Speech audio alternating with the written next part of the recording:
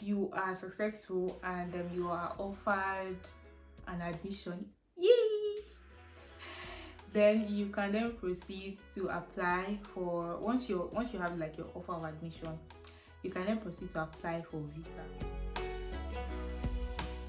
Hi everyone, welcome to my channel. If you're new here, welcome. If you're not new here, welcome back to my channel. So today I'm talking about studying for your bachelor's in Germany. I've gotten a lot of questions about people asking about studying for bachelor's. I've done quite a number of videos about master's studies, and so this video will be about studying for, like, acquiring your bachelor's in Germany. So let's go. One very important qualification or requirement for studying for your bachelor's in Germany here is the Germany entry qualification for university for applied sciences, which is called Fachhochschulreife. I hope I pronounced that well. Or the qualifications for university, which is called, I have to look at the book so I don't mispronounce it, Hochschulzugang Bereitigung. I hope I got that right. So which is earned successfully by completing the German Abitur. This, if I equate it to what we have in Nigeria, is after secondary school there's like a year that you go for Abitur to prepare you for university. So it's like a diploma or something like that here in Germany. So it's like a preparatory course for students who want to like go on to for their bachelor's here in Germany. However, since we don't have that in a lot of countries, what people have advised to do is to do like a 100 level. For instance, get like a 100 level from the country where you, and like finish the 1 year, or maybe during the course of the 1 year you can start like gathering your papers and all that. However, make sure you have like a good score, like your 100 level is really good, so that that can suffice for your German Abitur, or like the gap year, or like the 1 year thingy. So once you have like your 100 level, you can then get the transcript from the university, and then combine it with all your other documents from primary school, secondary school, birth certificates, and all of those things that are needed to apply for your bachelor's. Yeah. Now we move on to the courses and how application is structured. Some courses are open and some are restricted. For courses that are restricted, it is like survival of the fittest. Like it's like a competition. The slots are really limited for courses that are restricted. However, for courses that are open, it's open to everyone. So once you meet the required or the minimum requirements, then you'll be given the admission. Now, how to apply? How do you apply? Application usually depends on the school. Most times, if you're an international student, you might have to apply through Uni Assist. Uni Assist is a body that helps with international applications. So you send your documents to Uni Assist on their portal, and also add document like photocopies and all that. And Uni Assist helps to go through the documents to compare it to the university requirements, and then send it to the university. So but for some courses, for some schools, they ask that you apply directly on their website. So what I usually advise is go through the university's website very well. Like once you search for the courses on daad.de, and you see the one that you like, there's always a link that directs you to the school to see the requirements. Sometimes they ask that you apply through Uni Assistance. Some schools ask that you apply directly to their school. So it usually depends. It depends on the school requirements.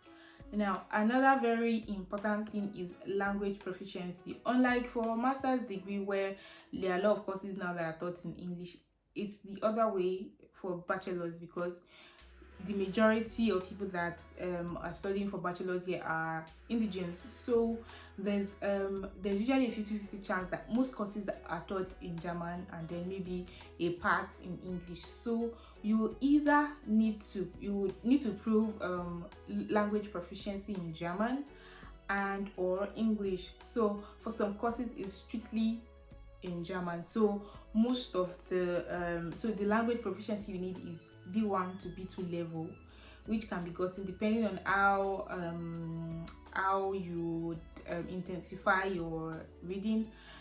Could be gotten in 4 to 6 months, you know, if you're doing like it like every month and all that. You'd also need to do like TOEFL or IELTS to prove your language proficiency in English, especially if you're not from an English speaking country, and if the course that is being taught is going to be taught in English. Yeah, all applications have deadlines. It's usually it's not open like that. For instance, summer semester just started last week, so summer semester already ended admission for like months ago, and then winter semester is almost open and it's going to be closed in few weeks. So if you're planning on like coming to Germany in, let's say, 2022 summer, the admission is going to be open in few months, and it's going to be open for just a short while, maybe like few weeks and all that. So maybe you can start to familiarize yourself with the requirements on the website so that you can start gathering all that is needed, so that you do not the application does not close while you're still applying. I hope you understand what I mean. Now I get questions about how long it takes for students to get application. It depends on the school, but generally it takes 6 weeks for UniAssist to process your documents and then send it to the school that you're applying to, and then it takes about 2 weeks or thereabout for the school to process your documents and then come up with a list or send you status, or maybe being rejected, or maybe offer of admission.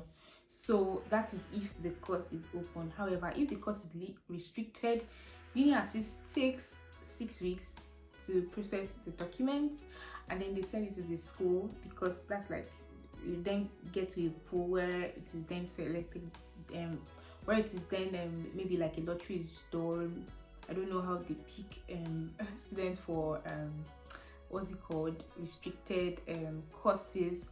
So like roughly, let's say, give or take 2 to 3 months once you apply. After the deadline, like things should start moving. And also if you're applying through UniAssist, do well to always check on UniAssist platforms. You would see the progress and all that. And of course, you can always send emails or make a call through to the school or UniAssist or wherever. Don't just apply and then let it go, because they might send you an email to say, oh, we need you to provide this, oh, we need you to give us an information about this, you know. So always keep tabs, and if you have questions, you can always send an email. It's very important that you are in communication with the school in question. And so if you are successful and you are offered an admission, yay, then you can then proceed to apply for, once you have like your offer of admission, you can then proceed to apply for visa at the embassy. That is another topic for another day, if you're from Nigeria. Amen. So you can then proceed to apply for your visa, and once your visa is granted, you can then book your flight tickets to come down to Germany to start your studies. Depending on the school requirements, maybe you might have to like get to the school to get enrolled, what we call matriculation, you know, get your student tickets or student card and all those good stuff. Maybe like you have to like sign up for the online platform that the school uses. And for my school, they took us around. There was like an what's it called now, for international students, where they took us around to the cafeterias, lecture areas around the school.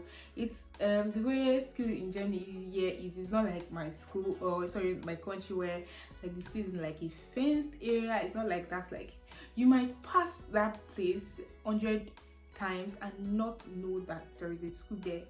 Well, maybe sometimes you might just know that something is happening there because maybe students are crossing, because my school is like, there's a building on this part of the road and there's a building on the other side, and there are buildings all around. You know, so maybe if you're driving or you're going through that road and you see student passing, you're like, what's happening here? But apart from that, you might not know if you do not pay attention that there is a school around.